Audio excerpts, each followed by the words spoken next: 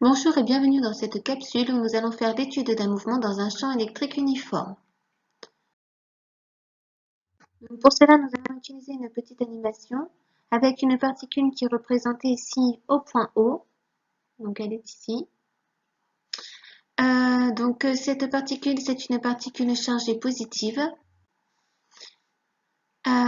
Ensuite, elle va être soumise à un champ électrique E. Ce champ électrique E est dirigé de la borne plus vers la borne moins. Vous avez travaillé sur le champ électrostatique et le champ électrique l'année dernière en spécialité. Et vous avez la force F qui va aller dans le même sens que le sens du champ électrique, tout simplement parce que nous avons une particule qui est chargée positivement. Cette particule est animée d'une vitesse V0. Et vous avez ici les points représentant les positions de cette particule à intervalle de temps régulier, c'est la trajectoire. Donc maintenant, nous allons étudier le mouvement de cette particule. Dans un premier temps, il faut définir le référentiel qui est un référentiel terrestre supposé galiléen. Le système étudié ici, ça va être la particule chargée positivement.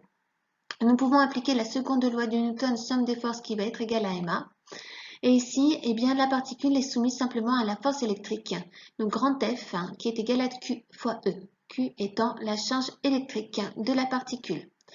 On va pouvoir alors écrire que Q fois le vecteur E et c'est égal à M fois le vecteur A. Nous avons alors le vecteur A qui est égal à Q fois E sur M. Le champ électrique ne dépend que de Y. Donc ici, nous avons AY qui est égal à Q fois E fois M. Donc ça, c'est bien suivant la composante Y. Et donc AX, ça va être égal ici à 0. L'accélération est constante. La particule a donc un mouvement accéléré. Donc, la formule de l'accélération, on va pouvoir en déduire les coordonnées du vecteur vitesse ainsi que les coordonnées du vecteur position. Donc, nous allons commencer par le vecteur vitesse et pour cela, il va falloir intégrer la formule de l'accélération. Donc sur x, comme a sur x est égal à 0, eh bien v sur x, ça va être égal à une constante et ici, ça va être égal à v0. Nous remarquons bien, sur le schéma que v0 ici, dépend bien de x. Ensuite, sur y, v de y, ça va être égal à q fois e fois t divisé par m. Donc on fait tout simplement la primitive. Donc, on peut noter justement le vecteur vitesse de cette manière. Donc, des parenthèses, V0, c'est la composante en X et QE sur M fois T, c'est la composante en Y. Maintenant, on fait exactement la même chose pour avoir les coordonnées du vecteur position. Donc, il va falloir faire des intégrations du vecteur vitesse. Donc, sur X, X de T, c'est égal à V0 fois T. Et Y de T, ça va être égal à QE sur M. On n'oublie pas de diviser également par 2 fois T au carré. Alors ensuite, au niveau des constantes, à T égale à 0, X c'est égal à 0 et Y est égal à 0. On voit bien, la particule est ici à l'origine du repère. Donc, on va pouvoir écrire que le vecteur OG, on peut écrire aussi le vecteur OM, ça va être égal à donc V0t fois le vecteur unitaire I qui se trouve sur X et QE sur 2m fois T au carré fois J, le vecteur J étant le vecteur unitaire, sur Y. Donc maintenant, il va falloir retrouver l'équation de la trajectoire. Donc pour cela, nous avons besoin des équations horaires. Et nous devons écrire t égale, ça sera égal à x sur v0. On remplace ensuite t dans la deuxième équation, donc dans y de t, ça va devenir maintenant y de x. Donc ça va être égal à QE sur 2m, ça ne change pas, et on remplace le t par x sur v0 et on met tout ça au carré. Donc ici, l'équation de la trajectoire, elle est notée ici, donc c'est Q fois le champ électrique divisé par 2mv0 au carré fois x au carré. Ensuite, on va vous demander de travailler sur les énergies. Il faut connaître le théorème de l'énergie cinétique. Donc, il faut d'abord faire la somme de travaux des forces. Et ici, la seule force qui travaille, c'est la force électrique. La force électrique, grand F, c'est égal à Q fois U.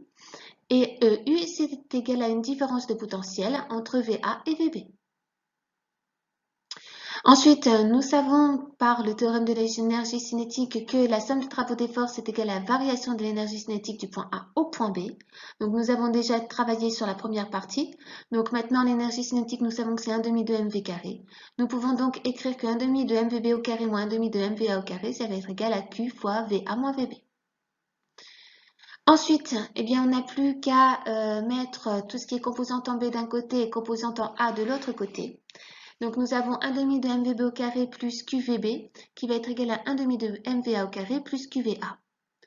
Et donc en fait, vous avez ici l'énergie mécanique du point B qui va être égale à l'énergie mécanique du point A. Donc on peut dire que l'énergie mécanique se conserve. Donc QVA, c'est tout simplement l'énergie potentielle électrostatique. Voilà. Donc l'énergie potentielle, l'énergie cinétique, l'énergie mécanique vont s'exprimer en joules. Q ici va s'exprimer en coulomb et V va s'exprimer en volts. Parfois, on va utiliser une autre unité et pour l'énergie, on va utiliser notamment l'électron-volt. Bien oui, parce que les électrons vont avoir une énergie, mais de l'ordre de 10 puissance moins 19 joules. Donc parfois, il sera plus facile pour nous de travailler plutôt en électrovolt plutôt qu'en puissance de 10. Donc, grâce à tout ça, eh bien, on va pouvoir écrire que ECA plus ECB plus EPB qui va être égal à ECA plus EPA, soit ce que j'ai dit tout à l'heure, l'énergie mécanique du point A est égale à l'énergie mécanique du point B. Donc voilà ce qu'il faut retenir de cette capsule. Vous devez absolument savoir travailler sur la seconde loi de Newton et l'appliquer pour ensuite trouver les coordonnées du vecteur vitesse et du vecteur position pour ensuite trouver les équations horaires et ensuite définir l'équation de la trajectoire. Vous devez aussi savoir utiliser le théorème de l'énergie cinétique. Voilà, je vous dis à bientôt dans une prochaine capsule.